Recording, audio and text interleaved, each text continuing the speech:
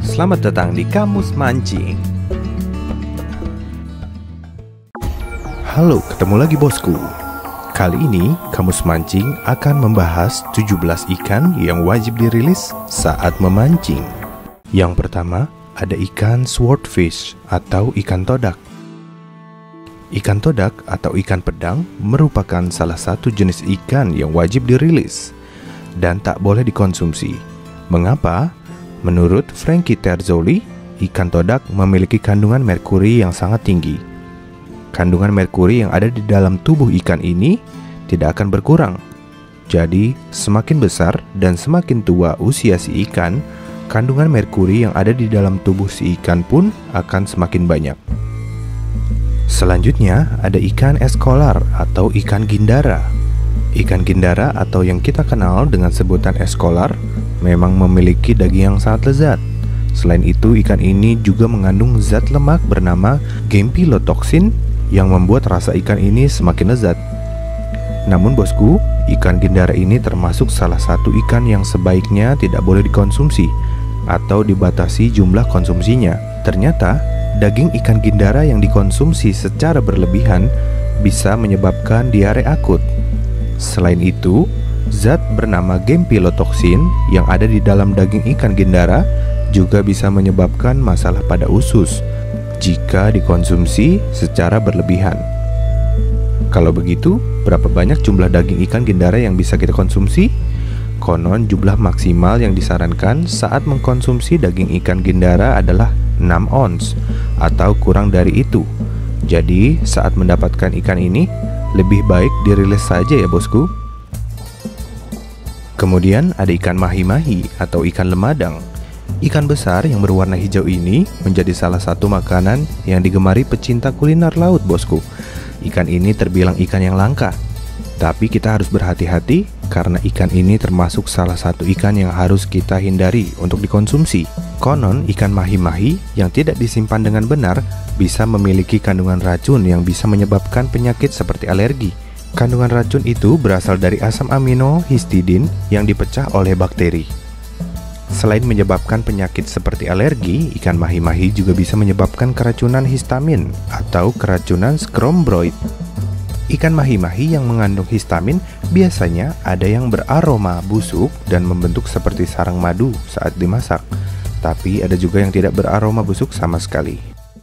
Kemudian ada ikan Chilean sea bass atau Patagonian toothfish.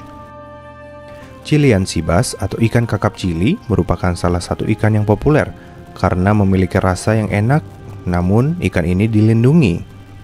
Selain itu, tekstur daging yang seperti mentega membuat ikan ini memiliki harga yang cukup mahal.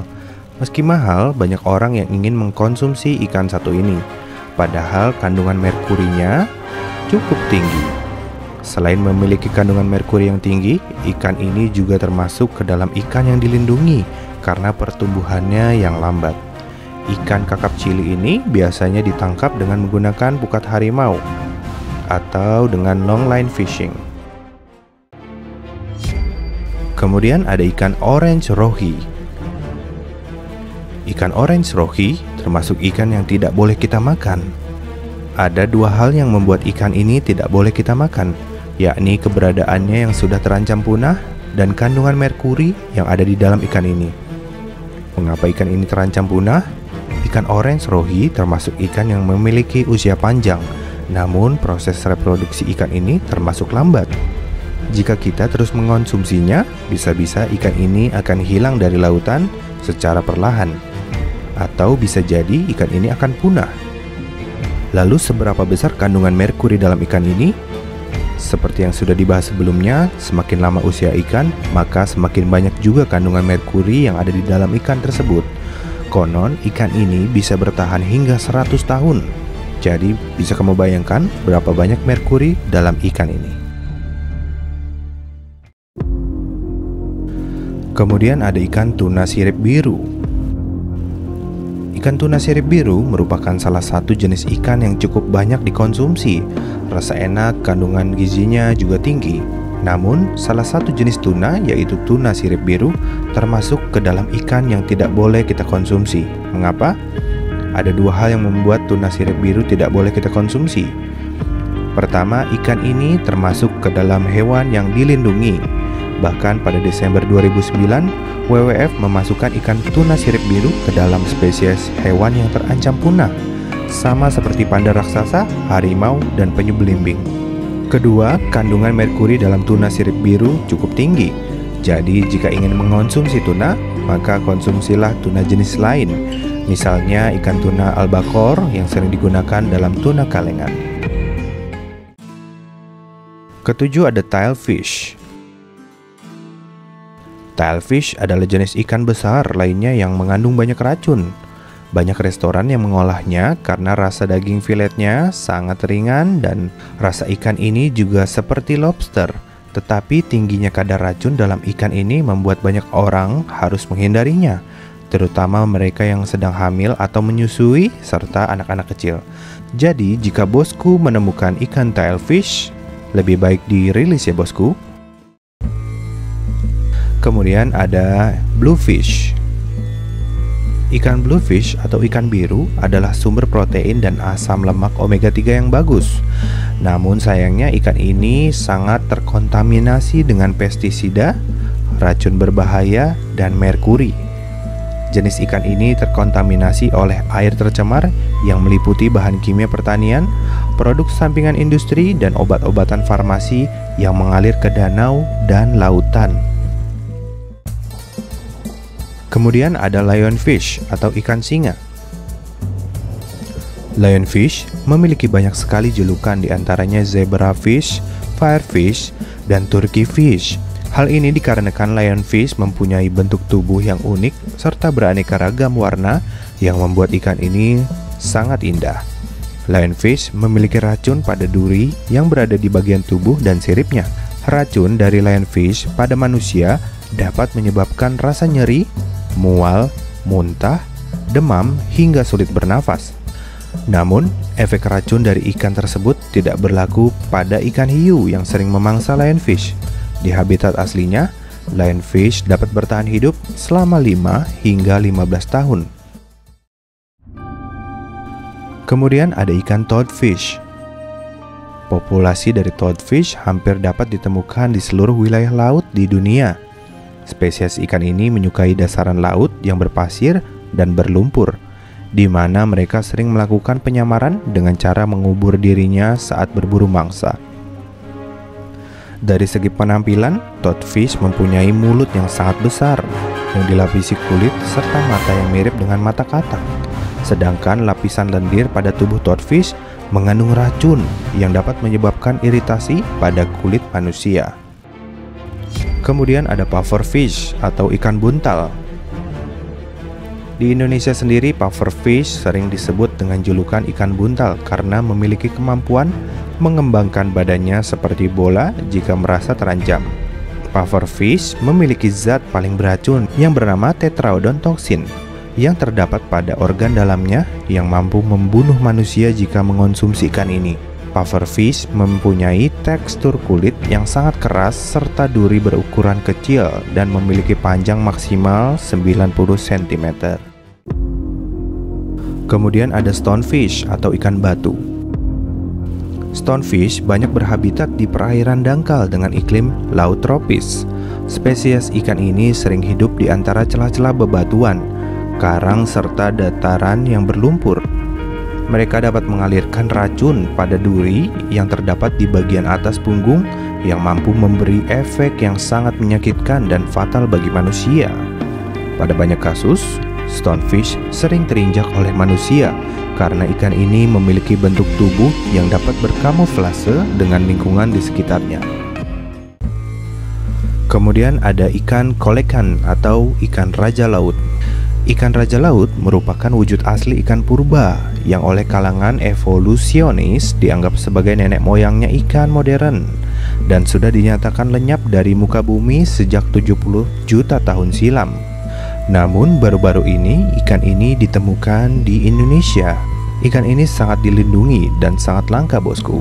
Jadi jika mendapatkan ikan ini, wajib dirilis agar tidak terjadi kepunahan. Kemudian ada Cittalalopis atau ikan belida. Salah satu ikan endemik Indonesia adalah belida. Namun terungkap fakta bila 1 dari 4 spesies ikan air tawar ini dinyatakan punah pada 2020. Ikan yang punah merupakan spesies Cittalalopis atau biasa disebut juga Belidalopis Jawa. Ikan belida merupakan salah satu jenis ikan yang terancam kelestariannya. Ikan ini termasuk dalam kelompok ikan predator yang aktif pada malam hari. Memiliki habitat di wilayah tengah, khususnya rawa. Salah satu alasan mengapa populasi belida kian surut karena penangkapan untuk produksi yang tidak seimbang. Kemudian ada hiu gergaji. Di Indonesia, hiu gergaji merupakan hewan endemik di Danau Sentani, Papua. Sayangnya fauna laut ini diberitakan nyaris punah di alam Danau Sentani. Hampir habisnya populasi hiu di Danau Sentani disebabkan eksploitasi berlebihan, pencemaran air, dan limbah rumah tangga, dan juga penggunaan jaring insang. Di Indonesia, ikan hiu gergaji juga terdapat di Sungai Digul, Sungai Mahakam, Kalimantan, Sungai Siak, dan Sungai Sepi. Ikan ini mulai sulit dijumpai karena ia masuk dalam daftar merah IUCN, yakni daftar spesies yang dilindungi karena sudah terancam punah. Kemudian ada arwana irian. Ikan arwana irian suka mendiami perairan air tawar. Kehidupan ikan di perairan tawar jauh lebih berat dibandingkan dengan ikan laut.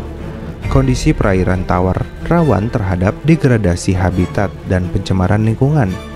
Ikan arwana merupakan suku kecil ikan air tawar primitif. Meskipun bersifat predator, ikan ini sangat populer dan banyak dicari karena warna dan bentuknya yang indah.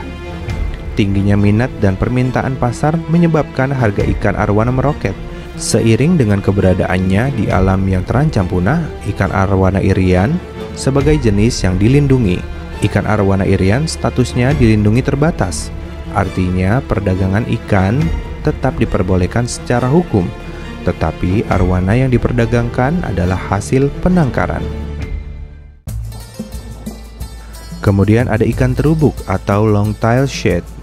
Ikan terubuk kini dilindungi karena kondisi populasi ikan terubuk sekarang mengalami penurunan.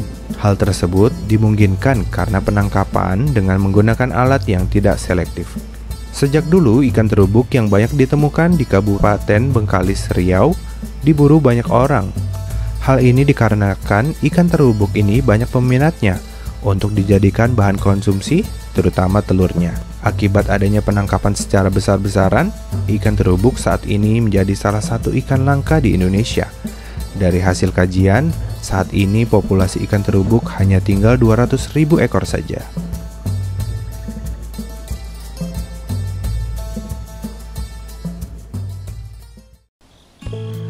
Sekian dari Kamus Mancing. Jangan lupa komen, likes, dan subscribe.